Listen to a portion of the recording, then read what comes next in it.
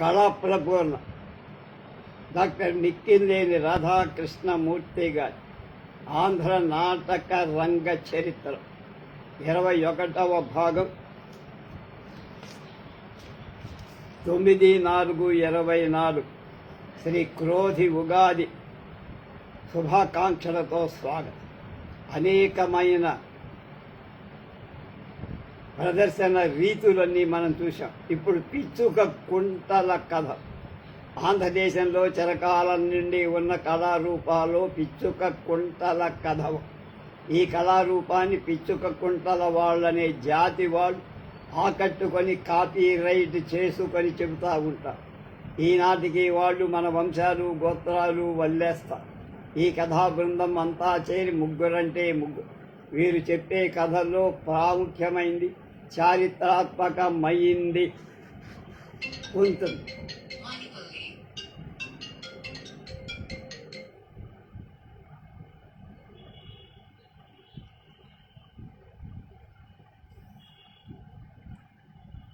వీరోచితమైంది శ్రీనాథ మహాకవి రచించిన పల్నాటి వీరచరిత్ర. ఈ కథను ప్రారంభిస్తే మరి పెట్టు కదలకుండా దాదాపు 15 రాత్రులు చెప్పు. పిచ్చుగుంటల కథలో శృంగార వీర దుఃఖ రసాలకు ఎక్కువ అవకాశం. ఒకప్పుడు వీరు కేవలం ప్రజలను యాచించే వాళ్ళని సోమనాథుడు పండితారాజ్య చరిత్రలో వర్ణించాడు. ఇలా ఉంటారు పిచ్చుగుంట వాళ్ళు.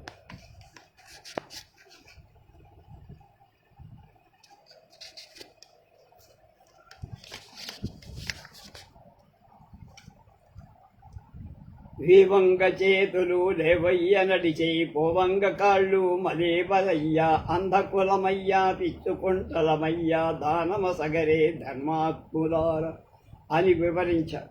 పిచ్చుక గుంటల వారిని గురించి చంద్రశేఖర శతకంలో గుడగుడ రోజు నడకుండకు బాపడు పిచ్చుగుంట యోకడు చెప్పినన్ని గోతరం గట్టిగా చెప్పునవు మీసమంగునా పడివని సంపసాచి దళపట్టుగా నిందు పదాలుప గొడగొడ వట్టి లొట్టయని కూయును మూర్ఖుడు చంద్రశేఖర్.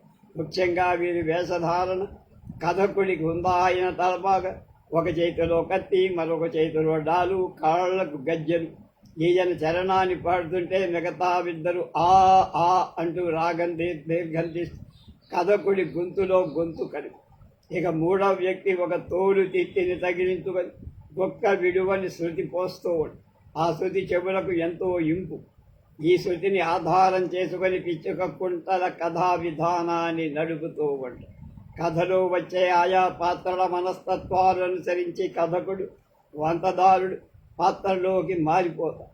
పిచ్చుక కుంటల కథా విధానం ఎలా ఉంటుందో పల్నాటి యుద్ధంలో బాలచంద్రుడి యుద్ధంలో దూకిన ఘట్టాన్ని వింటే మనకు అర్థం. కుప్పించి ఎగసిన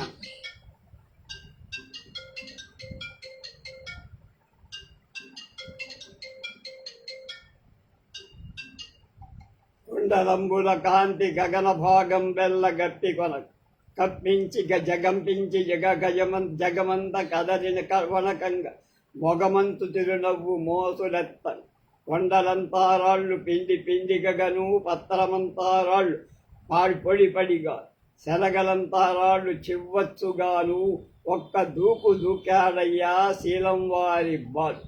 శ్రీమల దేవుడో చంద్రుడో బు అంటూ దీర్ఘం తీస్తూ పాడు. ఈ విధంగా పిచ్చుకుంటల వారు ఎంతో ఉత్తేజంగా ఖడ్గతిక్కల, కాటమరాజు, పల్నాటి వీర చరిత్ర మొదలైన కథలు చెప్పారు. పాత కథలతో పాటు కొత్త ఇదే పిచ్చుక కంట విధానాన్ని 1943లో వచ్చిన కంట్రోల్ రేషనింగ్ విధానాల ద్వారా కరువుతో ప్రజలు పడిన బాధలు వివరిస్తూ వారి సమస్యలు తీసుకొని కోసూరి పొన్నయ్య గారు ఆకలి మంటలనే పిచ్చుకుంటల కథ రాసి ప్రజానాట్య మండలి ద్వారా ప్రచారం చేసి వీరి కథలో మచ్చుకు కొద్ది చరణాలు. కంపించి జగమంత కదలికలవన గంగా బాంబులా యుద్ధాలు బయలుదేరాయి. జాతీయ నాయకులు స్వాతంత్రకాంక్షులు గాంధీ జవ్వరులు అజాత్ గనులందరినూ జైళ్ళ గోడల మధ్య చేత్యపై ప్రభుత అంబా జగదంబా శ్రీ భారతాంబా అలా రాగం మాలవి. ఈ విధంగా పిచ్చుకుంటల కళారూపం రూపొందింది. హరిహరి పద హరిహరి నారాయణో ఆది నారాయణ కరుణించు మమ్మేలు కమలలోసనుడా అని ఒకటి ఉంది పాడేవాడు మా చిన్న.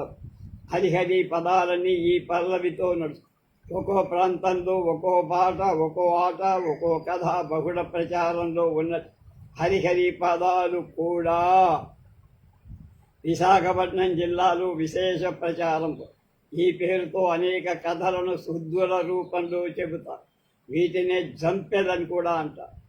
అలాగే హరిహరి పదాల్లోని పాటలే మన యక్షగానాల్లో కూడా చాలా వరకు రాయబడి పదాల నడక ప్రారంభం నుంచే చివరి వరకు ఒకే వరుస మధ్య మధ్య కథాగమనాన్ని అనుసరించి వచనంలో తేటతెల్లంగా కథ యొక్క అర్థాన్ని చెబుతారు. సన్నివేశాలను బట్టి ఇంకా కీర్తనలు పాడుతూ పాడుతూ కథకుడు పదం పాడితే మధ్య పక్కనున్న వంతదారుడు ఆ ఆ ఆ అంటాడు. పదాల కంటే పదాలకు పాటకెక్కిన పాటికెక్కిన పదం. హరిహరి పదాలు కేవలం ఏదో జానపద గేయాల్లాగా కాక మన కళారూపాల్లో అవి ఒక కళారూపంగా వెలుగుతూ ఉన్నాయి. వీటి కథల్లో చాలా వరకు రామాయణ భారతాది కథలే ఎక్కువ. భారతం నుంచి నరచరిత్ర, శిశిరేఖాపరిణి, విరాట పర్వం, ఉత్తర గోగ్రహణం మొదలైనవై కాక పాతాళ హోమం, శతకంఠ రామాయణం, కుశలాయనం మొదలైన శివగాథలు, గంగా వివాహం, సారంగధర చరిత్రావస్థ. ప్రాంతీయంగా పరిమిత ప్రచారం. హరిహరి పదాలు ఎక్కువగా విశాఖలో ప్రచారం. ఆ జిల్లాలు ఇతర జిల్లాలకు ఏమాత్రం వ్యాపించాల కారణం లేకపోలేదు. విశాఖ మండల ప్రాంతీయ భాష మనకు చాలా భిన్నం. వారి మాట తీరు ప్రత్యేకం. అందువల్ల ఆ పదాలు ఇతరులకు రాయటం కూడా కష్టం. అందువల్ల ఆ మండలం వాళ్ళే దానికి ప్రజలకు అర్థమయ్యే భాషలో అర్థమయ్యే శైలిలో రాస్తారు. ఇప్పటికీ వ్రాయబడిన పదాలన్నీ కూడా అలాగే. చీపురుపల్లి, రాజాం, పాలకొండ, వీరఘట్టం, మాముదాలవలస, శ్రీకూర్మం, శ్రీకాకుళం, విజయనగరం ప్రాంతాల్లో ఈ కథలను రకరకాలుగా చెప్పు. అన్ని కళారూపాల కన్నా ఈ హరిహరి పదాలు జముకుల కథలు ఎక్కువ ప్రచారం. హరిహరి పదాల విషయంలో టేకుమళ్ళ కామేశ్వరరావు గారు ఎక్కువ కృషి చేస్తారు. వారి అనుభవాల నుండి, వారి సేకరణ నుండి కొన్ని ఉదాహరణ. గంగా వివాహం 1901లో అరుణాచలం చెట్టి ప్రచురించారు. దీన్ని రచించిన వారు వసగాడ సన్యాసిరాజు. రచనాకాలం 1856. ఈ పుస్తకంలో గంగా గౌరీ సంవాదం ఎంతో చమత్కారం. గౌరి అంటోని ఉన్న తోటను నన్ను వండనందుకు తప్పకను నీ జివ్వ తరిగింతు గంగ నీవు తరిగిన కూర నేను తరిగిన కూర వండి వడ్డిద్దుమే వనిత గౌరమ్మ. చెంపకాయలు గొట్టి చెవులోడ తీతుల జగలపోతుల మారి జాలారి గంగ. నీవు కొట్టిన కాయ నేను కొట్టిన కాయ గంప నింపితుమే కాంత గౌరమ్మ. ఐమాదిరే ఊరి రామచంద్రరాజు కుశలాయక పదాన్ని రాశ. ఈయన క్రీస్తు శకం 1862 వాడు. ఈ పుస్తకాన్ని 1951లో మద్రాసులో సివి కృష్ణా డిపో వాడు ప్రచురించారు. రామచంద్రరాజు తన గ్రంథంలో ఆయన ఉండే నివాస స్థలాన్ని హరిహరి పదంలో ఈ విధంగా వ్రాసుకున్నాడు. పూర్వులుండే స్థలము భూమిలోన కొర్లాము, తర్వాత పడివాడ తన జన్మభూమి. వర్తమానమునందు ఈ పెద్దమ్మ పాడెంగులో నేను పరగనున్నాడు. నరచరిత్రను హరిహరి పదంగా తోలేటి సీతారామ కట్ 1900లో రచించారు. ఈయన దమయంతి కష్టాలను గురించి ఇలా చెప్పారు. చెలికత్తెలందరూ సేవలు సేయంగ హంసతూలికా తల్పమునందు పవడి సుఖముగా నిద్రించు సుందరాంగికి నేడు ఈ నేల పాన్పయ్య ఎట్టి కర్మంబు. ఈ విధంగా హరిహరి పదాలు విశాఖ మండలంలో విపరీత ప్రచారాన్ని. ఈ కథలు పగటి వేళ, సాయంత్రం సమయంలో, భోజనం తర్వాత రాత్రి కూడా చెప్పరు. ఘట నృత్యం జాతరలలో కానీ సర్వదా ఉండదు. ఆంధ్రదేశపు జానపద నృత్యాలలో ఈ ఘట నృత్యం అంటే కొండ మీద కొండ తలకాయ మీద పెట్టుకోవడం, అది ప్రదర్శించే నృత్యం. అది పర్వదినాల్లో కూడా ఈ నృత్య ప్రదర్శనలు జరగవు. ఒక్క జాతరల సందర్భాల్లో తప్ప ఇంకెప్పుడు ఈ ఘట నృత్యం ఉండదు. ఇలా ఉంటారు, ఘటం మీద ఘటం, కొండ మీద కొండ అన్నమాట. అదొక పెద్ద సర్కల్ ఫీట్ లాగా ఉంటుంది.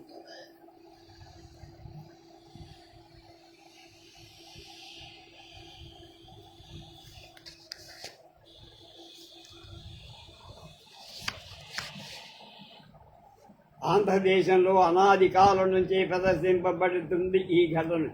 దీని జాతరల సందర్భంలోనే పల్లెల్లో పశుజాడ్యాలు వచ్చినప్పుడు దేవతలకు ముడుపులు కట్టి మొక్కుతారు. అలా మొక్కిన కొద్ది దినాలకు గ్రామంలో ఇంటింటా చందాలేసి గ్రామ మధ్య దేవతలను విగ్రహాలను కొయ్యలతో మట్టితో నిర్మించి తాటాకు పాకలలో ప్రతిష్ఠించి ఒక నెల రోజులు పంబల కథలతో రాత్రిళ్ళు ప్రదర్శనలు ఇస్తారు.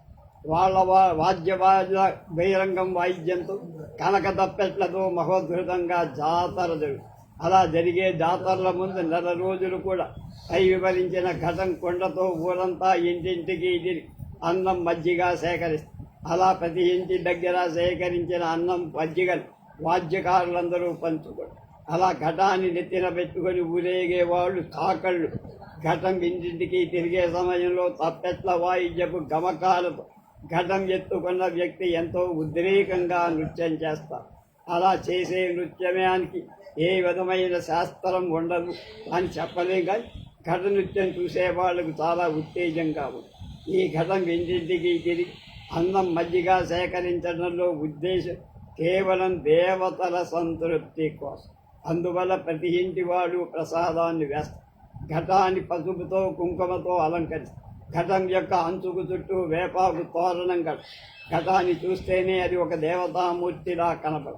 ఘటం ఎత్తుకున్న వ్యక్తి పూజ్యభావంతో ఎవరితో మాట్లాడక తప్పెట్ల వాయిద్యానికి అనుగుణంగా వీర నృత్యం చేస్తారు. అలా చేసే నృత్యం ఎంతో భక్తి భావంతో నిండు నమ్మకంతో జరుగుతుంది. అలా జరిగే ఘట నృత్యానికి ఏ విధమైన సాహిత్యం కానీ ఉండదు. కేవలం మూగతాండవం ఎంతో ఆవేశపూరితంగా జరుగుతుంది. అలా ఆవేశంగా జరిగే నృత్య సమయాల్లో కొంతమందికి గణం పూర్తి. అలా గణం పూరిన వ్యక్తులు చిందులు శివాలు తొక్కుతారు. అలా తొక్కడం ప్రళయ తాండవ నృత్యంలా. ఈ ఘట నృత్యాలు జాతరల సందర్భంగా వీరుల ఉత్సవాల్లో చేస్తారు. ఈ నృత్యం ఆంధ్రదేశపు అన్ని పల్లెల్లో కూడా ఉంది. ఏ గ్రామంలో జాతర జరిగితే ఆ గ్రామంలోనే ఇవి జరుగుతూ ఉంటాయి. ఈనాడు ఈ జాతరల ప్రభావం తగ్గుతున్న కొద్దీ ఈ నృత్య ప్రభావం తగ్గి ఒక్కొక్క ప్రాంతంలో ఒక్కో పేరు. ఇలాంటి ఘట నృత్యాలు, మూఢనమ్మకాలు, దైవభీతి ఉన్న ప్రతి ప్రాంతంలో ఉంటాయి.